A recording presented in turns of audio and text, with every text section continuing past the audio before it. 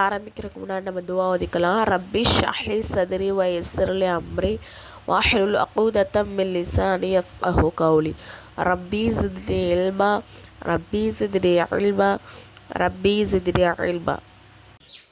அடுத்த பாடம் என்ன அப்படின்னு சொன்னால், நமது நபியோடைய பிள்ளைகள், அதாவது நபிக்கு 3 ஆண் பிள்ளைகளும் 4 பெண் பிள்ளைகளும், சரிங்களா?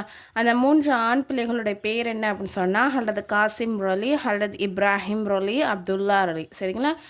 பெண் பிள்ளைகளுடைய பேர் ஜைனப் ரலி, உம்மு குல்தும் ரலி, ருக்கையா ரலி, ஃபாத்திமா ரலி.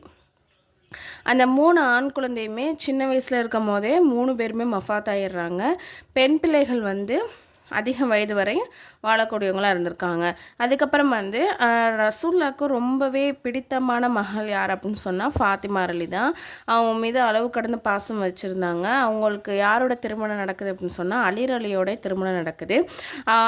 அவங்க 2 பேத்துக்கும் 2 பிள்ளைங்க, சரிங்களா? ஹல்ரத் ஹசன் ரலி, ஹல்ரத் ஹுசைன் ரலி அப்படின்னு சொல்லிட்டு 2 ஆண் பிள்ளைகள் இருக்காங்க. இந்த பாடத்தோடைய கேள்வி என்னென்னா, நமது நபி ஸல்லல்லாஹு அலைஹி வஸல்லம் அவருக்கு எத்தனை குழந்தைகள், அவர்கள் யாவர்? ஹல்ரத் ஃபாத்திமா ரலி அவர்கள் திருமணம் எவருடன் நடந்தது? அவர்களுக்கு பிறந்த குழந்தைகள் யாவர்?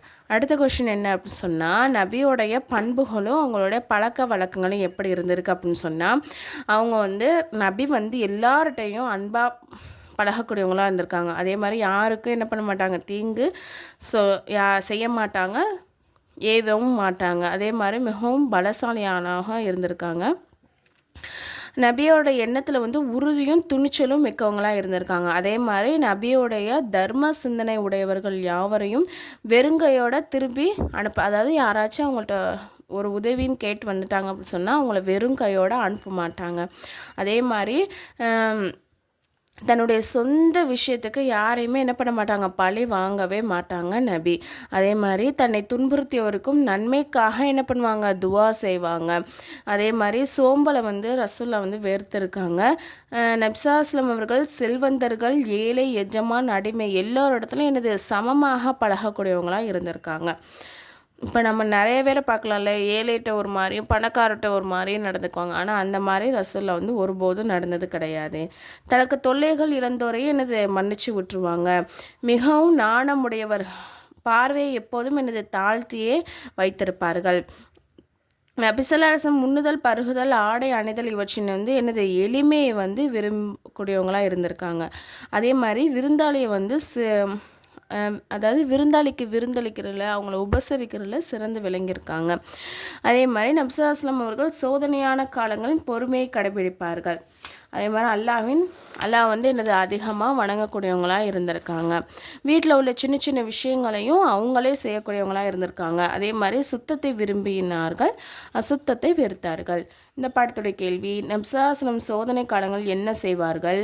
நபி ஸல்லல்லாஹு அலைஹி வஸல்லம் செல்வந்தர், ஏழை, எஜமான், அடிமை ஆகியோரின் எவ்வாறு நடந்து கொள்வார்கள்? நபி ஸல்லல்லாஹு அலைஹி வஸல்லம் அவர்கள் சில பண்புகளை, பழக்கங்களையும் கூறுக அப்படின்னு கேட்டிருக்காங்க.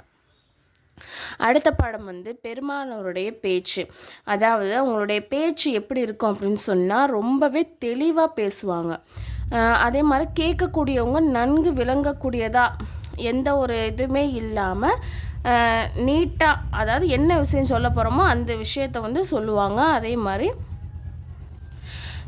யாராவது இன்னொருத்தவங்க பேசும்போது குறுக்கிட்டு என்ன பண்ண மாட்டாங்க, பேச மாட்டாங்க.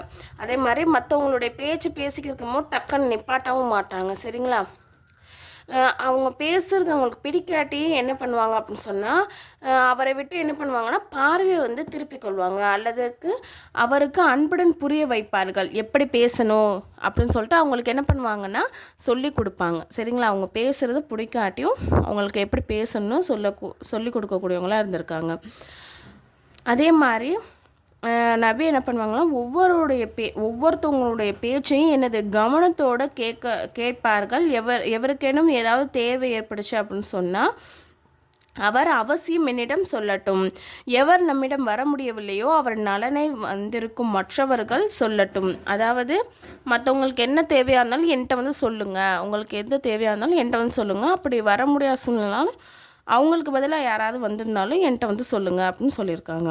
அரசர்களிடம் மரியாதைக்காக எழுந்து நிற்பதைப் போல யாரும் எனக்கு முன்னால் எழுந்து நிற்கக்கூடாது என்று அவர்கள் என்ன பண்ணியிருக்காங்க, உத்தரவிட்டிருக்காங்க. அதாவது மரியாதைக்காக யாராச்சும் பெரியவங்க வந்தால் எந்திரிச்சு நிற்கிறோம் இல்லையா, அந்த மாதிரி நிற்கிறத வந்து என்னது ரசூல்லா வந்து நிற்காதீங்க அப்படின்னு சொல்லிட்டு சொல்லியிருக்காங்க. மேலும் யார் தனக்காக பிறர் எழுந்து நிற்க வேண்டுமென விரும்புவாரோ அவர் தனது இருப்பிடத்தை என்னது நரகத்தில் வந்து தேடிக்கொள்ளட்டும் அப்படின்னு நபிசலாஸ்லம் வந்து சொல்லியிருக்காங்க. அதாவது நான் வந்தால் நீ எந்திரிச்சு நிற்கணும் அப்படின்னு சொல்லிட்டு ஆர்டர் பண்ணுறாங்க இல்லையா, எனக்காக நீ மரியாதை செலுத்தணும், எந்திரிச்சு நிற்கணும், நான் வந்து நிற்கிறேன், நீ என்ன மரியாதை இல்லாமல் உட்காந்துருக்க அப்படின்லாம் சில பேர் சொல்லுவாங்க இல்லையா.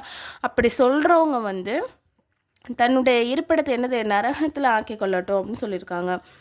அதே மாதிரி நபிசல்லாஸ்லம் தமக்கு பிரியமானவர்கள் யாரேனும் வருவதை கண்டாங்க அப்படின்னு சொன்னால் பிரியத்தின் காரணமாக அவங்க என்ன பண்ணுவாங்கன்னா எந்திரிச்சு நிற்பாங்க. ஓகேவா. ஆனால் வந்து எனக்காக நீ நிற்கணும்னு சொல்லிட்டு நம்ம என்ன பண்ணக்கூடாது, அவங்களுக்கு வந்து உத்தரவோ ஆர்டர் பண்ணக்கூடாது. ஆனால் நம்ம வந்து பிறர் மரியாதைக்காக நம்ம வந்து பாசத்துக்காக எழுந்திரிச்சு நிற்கலாம். சரிங்களா. அவர்கள் நெற்றியில் வந்து என்ன பண்ணுவாங்க, முத்தமிடுவார். அதாவது ரொம்ப பிடிச்சமானவங்களை அவங்க பார்த்தாங்கன்னு சொன்னால் பாசத்தின் காரணமாக எந்திரிச்சு நின்று அவங்கள வந்து நெற்றியில் முத்தமிடுவார்கள். நபியவர்களுக்கு குழந்தை பருவத்தில் பால் புகட்டிய தாயார் யார், ஹலிமா. சரிங்களா. ஹலிமார்கள் என்ன பண்ணுறாங்கன்னா அவங்க வர்றாங்க, ஒரு தடவை ரசூல்லா பார்க்க வராங்க. அப்போ என்ன பண்ணுறாங்கன்னா அவங்கள வர வைத்து நபி என்ன பண்ணுறாங்கன்னா அவங்களுக்காக போர்வையை விரித்து அதில் உட்கார வைக்கிறாங்க. அதே மாதிரி இன்னொரு தடவை வந்து அவங்களுடைய மகள் ஃபாத்திமா ரலியும் வரும்போது என்ன பண்ணுறாங்க, எந்திரிச்சு நின்று அவங்களுக்கு பாசமாக என்ன பண்ணாங்க, நெற்றியில் முத்தமிடுறாங்க.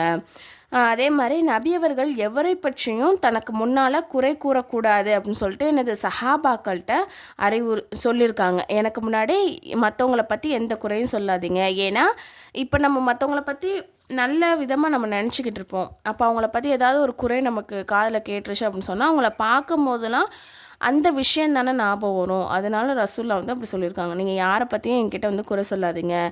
ஏன்னா அவர் மீது எனக்கு வந்து தவறான எண்ணம் வந்து உண்டாகிரும். அப்படி வந்துடக்கூடாது. நான் தூய்மையான உள்ளத்துடன் நான் அந்த உலகத்தை விட்டு போகணுன்னு நினைக்கிறேன். அதாவது மற்றவளை பற்றி கெட்டதான் நினைக்கக்கூடாது இல்லையா, அதுக்கு தான் சொல்கிறாங்க. அதே மாதிரி பேசும்போது இஸ்லாமிய ஒழுக்கத்தை வந்து கவனமாக வச்சுக்கிட்டு பேசுபவர் பிறருக்கு அதனை வலியுறுத்தினார்கள். இந்த விஷயத்தில் ஏழை செல்வந்த அனைவரையும் சமமாக பாவிப்பார்கள். அதும்போது பேசுகிறது ஒழுக்கம் வந்து எல்லார்ட்டையுமே சமமாக, அதாவது ஏழையாக இருந்தால் அவங்கள கடிச்சிக்கிட்டு கோபத்தோடு பேசுகிறது, ஏனோ தானே பேசுகிறது, ஏழையாக இருந்தால் மரியாதை பேச, அந்த மாதிரி இல்லாமல் பேச்சோடைய ஒழுக்கம் வந்து எல்லாருக்கும் சமமாக பேசணும். சரிங்களா. ஒரு தடவை நபிசல்லாஸ்லம் அவர்கள் சமூகத்தின் பெரிய மனிதர் ஒருவருக்கு தும்மல் வந்தது. அவர் என்ன பண்ணுறாருனா அல்ஹம்துலில்லான்னு சொல்லலை. சரிங்களா. அப்புறம் வந்து அங்குள்ள ஒரு ஏழை வந்து என்ன பண்ணுறாருனா தும்முறாரு. அவர் அல்ஹம்துலில்லான்னு சொல்கிறாரு. அதற்காக நபி என்ன பண்ணுறாங்க, யர்ஹம் கல்லா அப்படின்னு சொல்லிட்டு துவா செய்கிறாங்க. அதாவது அல்லாஹ்வுக்கு வந்து அருள் புரியட்டும் அப்படின்னு பதில் சொல்கிறாங்க.